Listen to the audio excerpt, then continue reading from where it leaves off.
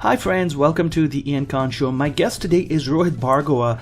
He is an innovation and marketing expert and the founder of the Non-Obvious Company. He spent 15 years as a marketing strategist for Ogilvy and Leo Burnett and is the Wall Street Journal best-selling author of 6 business books and also teaches marketing and innovation at Georgetown University.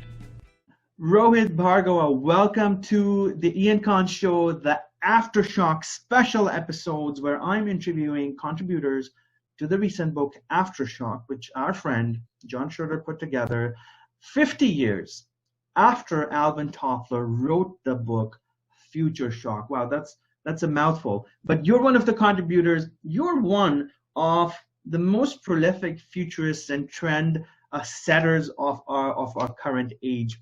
Welcome to the show. And tell me how you're doing today. Where are you and what's going on in your life? Well, I'm in the Washington, D.C. area, just outside the city. Like many other places in the world, we're sort of located here and staying here. So it's been a bit unusual for me to not be on a plane, but I'm used to having my office here. So it's we're adjusting, and the future is in fact shocking right now. So it's a pretty good conversation time. I hear you. And you know what? One of the things I'm realizing that Toffler didn't write in the book that, hey, we're going to have an outbreak of disease and this is the year 2020. It is such an interesting time today. And I appreciate and I know that we're all going through hardships in terms of health, in terms of business, economy. Yes.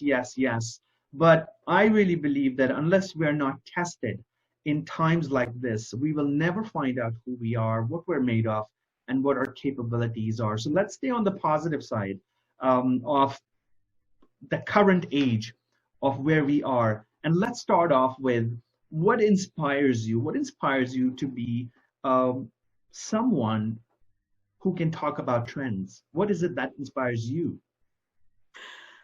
I take a lot of inspiration from the idea that there are amazing people out there doing really interesting things. And the problem that a lot of people have is that they don't have the time or the technique to be able to find a lot of those stories. And so what they end up doing is just looking at and paying attention to the things that happen to cross their path, the things that people who they know happen to post on social media, the things that come up on the same sources that they always read. And so we've ended up with this world where we basically become more informed by reading more stuff, but more narrow-minded at the same time because all of the stuff is the same. And I'm really inspired by the idea that there's so much out there and so many people who don't think like me, that if I can be a voice to encourage people to pay attention to those other points of view, maybe we can end up with a world filled with people who I call non-obvious thinkers, the ones who put those pieces together, who don't necessarily say the world is only like this and everybody who doesn't think like me must be an idiot. I don't believe that. And so that's what I try and put out into the world. So trends is a way for me to think about that. But what I care more about is trying to get people to think in this way, not as much about this is the trend or this isn't the trend. Yeah. Many times, quite often for me as well personally, and both of us are contributors to Aftershock, so whoever is watching and viewing this podcast, together with a total of 50 different futurists from different aspects of life. Some of them are doctors, some of them are scientists, some of them are writers, and it's been a humbling experience for me to interview them and find out who they are and what they do. So you and I are contributors to the book. Book is about 50 years after Alvin Toffler wrote the book. Future Shock, what the world really looks like. And there's so many things that happen on an everyday basis. People often ask me, what do you do as a futurist? Because they're expecting you to be like a Nostradamus who's going to predict things because we visioned it in a crystal ball. Can you please help me answer that as well? What do we do as futurists? What do you do as a futurist? Well, I've often rejected the term futurist because I think that it's much more accurate to describe what a lot of our fellow contributors to Aftershock do, which is pay attention to what's going to happen a long time from now. And a lot of times what I've described myself as is a near futurist, so much so that for the last 10 years, I've written this book called Non-Obvious that I've done a new version of every year with 10 new trends that change every year. So the lens of that and doing the same book over and over and publishing it over and over is a little bit unusual, because most of the time you won't see that as the way of thinking about trends, the way of thinking about the future. So for me, what I try and do is I try and observe what's happening right now and pay attention to what I call the accelerating present. And so every one of the trends that I'm predicting has a basis in what's happening already. And the prediction is that it's going to accelerate, that more people will be paying attention to it. So I don't really have a lot of prognostication about things that might happen. Instead, I'm usually talking about stories that are happening right now and suggesting that this is something that more people will be doing in the future. Well, let's talk about your book. You have more than one book. Non-Obvious is not your only book, correct? Correct, yeah. But Non-Obvious has been ongoing for many years, as you mentioned, and every year you refresh the content, you put in new insights. That's such an incredible way to maintain that kind of storytelling over the ages. And I hope you continue doing it for the next 5, 10, 15, 20, 30, 40 years, so that in the future we can go back, check out your book and say, hey, let's see what we were talking about in that era of, I don't know, 2020, when the COVID virus hit us, or whatever time and era that will be. But tell us a little bit more about your book. If you can talk about some of the trends that you're observing now that potentially will be in there, help us understand and gauge what's happening in the world today that we should pay attention to. Yeah, I'd be happy to. And you know, the thing is, it's changed a little bit for me. So the first trend report I did was in 2011. And the last book that just came out in January was Non-Obvious Megatrends, and it was the 10th anniversary edition. And actually at that time, I announced that it's going to be the last time that I do it as a book. And the reason for that was because I kind of have this 10-year project, and it felt like long enough for me to look at these insights over time and say, well, this is where I think they're going to be headed. And so the Megatrends book really tried to look backwards over the last 10 years and spot some patterns and say, well, these are some of the macro shifts that are taking place, and this is what I believe is going to happen next as a result of that. And I still might release some insights and kind of trends, because I'm just used to doing that, right? Like, I'll probably want to do that. But I'm not going to do it as a full-length book anymore, because it's a lot of work. Yeah. And to be honest with you, I just wanted to look at things a little bit more broadly and make this brand a little bit more broad as well. So for a long time, the brand of Non-Obvious that I've been building has been about this trend book. And now it's much more expanded. So in addition to the trend book, we have a whole guidebook series that's meant to compete with the Dummies Guides on various business topics. I have more than a dozen authors who are all writing different guides on different topics. We have a podcast that's in production right now. We have a training series. We have a book awards program. I mean, all of it is a piece of this Non-Obvious brand. So for me, I really wanted to blow it out and make it much bigger, which is why I ended up kind of not doing as much just around this one trend book. Absolutely, and that makes sense. Tell us a little bit more about what are some of, and is the book out right now? Can you talk? It's out right now, yeah. Okay. Yeah, it's out right now. What are some of the trends, maybe one or two, that you think are worth watching for all of us? Like, what is it? Yeah, so one of them that I've been talking about a lot just with this whole kind of virus world is a trend that I called Flux commerce. And Flux commerce was the idea that the way that there was two things. One is the lines that existed between industries for a long time have already been starting to blur over the multiple years. So everything from kind of Red Bull not being an energy drink and being a media company now, to Taco Bell opening a hotel, to Crayon starting a makeup line, to Apple getting into credit cards. I mean, all of these things are a company that used to be in one vertical saying, okay, we're going to shift and blend the lines and move between the verticals. That was one element of that particular trend. And the other element was the way that we buy and the business model of how we buy is dramatically changing in many different ways. So even before this whole virus thing, you had delivery only restaurants, places where they just had a kitchen and you would just order and it would get delivered, and they had no place for anybody to sit already, right? And you had cars changing their model to subscriptions, software offering subscription-based business models instead of buying the software outright, which is what you used to do, right? You can get a mattress delivered to your home instead of strapping it to the roof of your car and doing that whole thing that we used to do. So this shift has been happening for some time, and I think what is going to happen now is it's just going to accelerate to be much faster, because you've probably seen the same thing. As somebody who talks about innovation and new ideas, one of the big problems with doing that is you go into a larger company and you talk about innovation, and they like thinking about it, but they're reluctant to act on it because what they're doing right now is already working, and so they become complacent. And I think, if anything, this virus shifted world has forced everyone to understand that you can't be complacent, because what you're doing right now can't continue to work. And so what I'm hoping is that that'll lead them towards those innovative ideas that perhaps in the past they might have killed, but now they might be more willing to try. Yeah. No, really, really well said. And of course, there's an entire new world of thought that's coming out of this virus situation generally.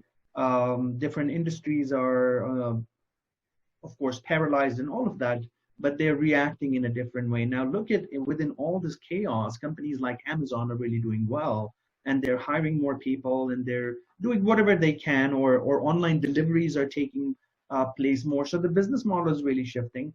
Work from home is so common right now that it's worth seeing that when things get back to what they were, what will people's perceptions be, and how will they want to, work and operate their company. So there's definitely that big shakedown that has happened. And I was speaking with some folks earlier today, and their industry is very non-reactive, doesn't change much. It's very structured. And this whole virus is a shakedown on their foundation, on that industry. And we'll see how that comes out to be. But I think it's between how retail, as an example, is shut right now.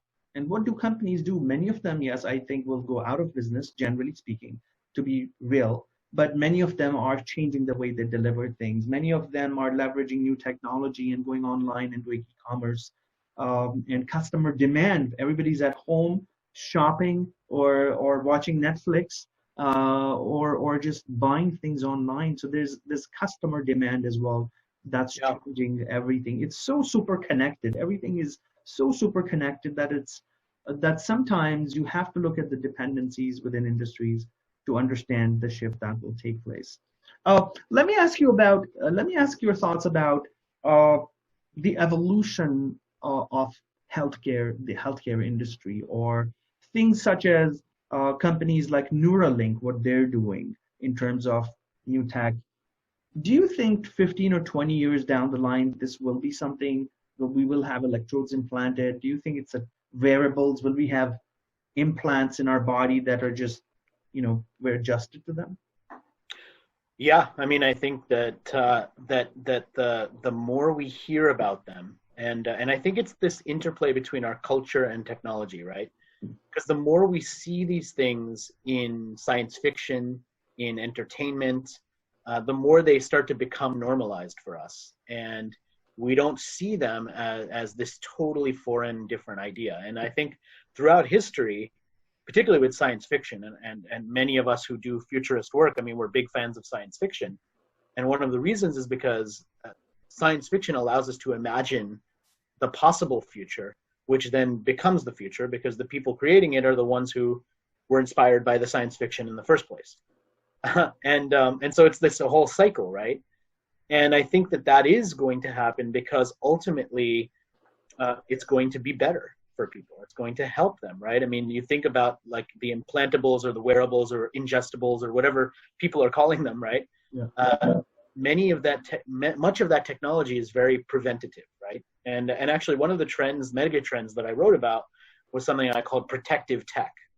And protective tech was just that. It's technology that is designed to anticipate what could happen so that we can protect ourselves from it. So sometimes it's health related, healthcare related. Sometimes it's, self-healing concrete for the roads, or this technology that allows us to protect the world. Drones that are protecting the safari from poachers and animals from poaching. These are all examples of technology taking this protective role in a way that positively impacts all of us. Absolutely. And so, you know what I believe we're just looking at an initial phase of, last 10 years have been great. Technology has, and I'm not going to go into the industrial revolutions. 10 years have been really, 10, 15 years have been, we've been growing pretty fast. Next 15 to 20, yes, we might grow faster and things might accelerate and it might be exponential growth. Many people say it's the era of singularity and machine power overtakes human capabilities. Great, I am buying in with all of that. But what happens to us as people? How do we evolve as human beings? And given today's era, today's time, 2020, March 25th, or the month of March, people are changing because of this COVID-19. Their perception is changing. I'll tell you something. I went to Costco yesterday to buy something, and I got shouted at by one of the attendants who said, "Hey, you have to stay away from each other and this and that." And I was just getting into the lineup, and I felt very alienated. I said, "Hey, are people becoming really unfriendly because we've been talking about social distancing and it should be physical distancing and social unification somehow? Where are we headed as humans when it comes to the usage of technology? I think we need to preserve and rescue humanity more than anything else in order to enjoy everything that we're building."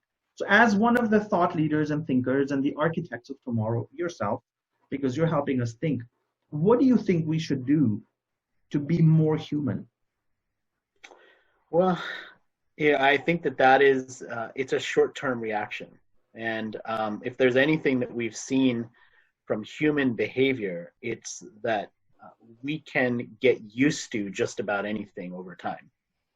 And sometimes we will, if you look at our reaction to food, for example, right, or warning labels on cigarettes, we know what's bad for us, right? We see it, but we ignore it also because we have more optimism, right? We believe that things will be okay. Oh, that's not going to happen to me. Or it feels good. And right now, I think we're living with a lot of fear and anxiety, but it's brand new. It's only been 2 weeks or 3 weeks or whatever, depending on where you live, right? And I think over time, what will start to happen is people will sort of become accustomed to that. And maybe they won't just randomly hug strangers or the 2 kisses on the cheek or 3 kisses on the cheek that are prevalent in some cultures as a way to greet one another. Like maybe that's not going to happen. But at the end of the day, if humanity was going to change the way we interact with one another forever, then that would have happened after the Spanish flu 100 years ago, right? 100 years ago when we couldn't greet anybody and everybody had to wear masks and everything, from that moment onwards for humanity, nobody would ever have shaken hands again. Nobody would ever have hugged again. But we were up until a couple of weeks ago. So something happened over that period of time, right? Generationally, over time, where people said, it's okay now. It's okay for us to interact. And I think we're all dealing with this whiplash right now of things just happening so quickly that, yeah, you're going to get somebody who yells at you at Costco or something like that. But I don't think that's going to last forever. I think that people will start to get past that. Thank you. So as we become more automated as a society and as people and as industries start using more artificial intelligence and things get automated, obviously we're going to have to find more things to do. We're going to have to maybe go back deep down inside our true capabilities and express ourselves. Maybe there's universal basic income, so we don't have to worry about working extra hard. I really believe there's a possibility that perhaps technology can make us understand ourselves better. The more technology there's out there, it can help us take a step back from this routine that we've created. And we go to work, and we do all these things, we press these buttons and keys, and we stay busy. I think we have to somehow understand that relationship we have with work. And many people are doing that now because they're at home, they're spending more time with family. And you see all those videos on YouTube and TikTok and LinkedIn where people are dancing and they're having fun at home, and it's just amazing to see everything that people are doing because they're stuck at home. So that relationship between us and technology keeps me busy and wondering about where we'll be. I don't know, in the next 5 to 10 years. So I'm really looking forward to it.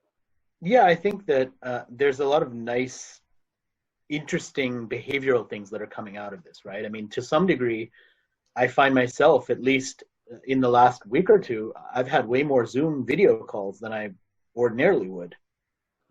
And I'm finding that as a way of making human connections like really valuable, doing things like this, right?